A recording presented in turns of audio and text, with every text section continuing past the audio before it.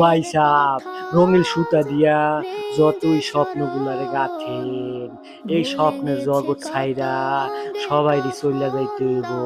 আপনার সুতাও থাকবো না, আপনার স্বপ্নও থাকবো না। চইলা যাইতে হইব আসল দুনিয়ায়।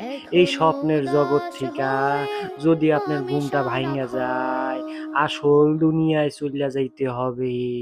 সেই দুনিয়ায় যদি গিয়া দেখেন কিছুই করা পারেন নাই, তাইলে কিন্তু ফেরেশতারা সানডে মানডে ক্লোজ কইরা দিব।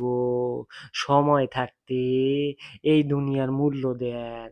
মইরা গেলে দ্বিতীয়বার আবার আসার সুযোগ হইব না কিন্তু। এটা কিন্তু আমার কথা না।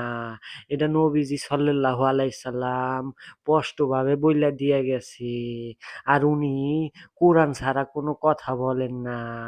সময় থাকতে বাইসাপেরা, আপুরা এখনো সময় আছে।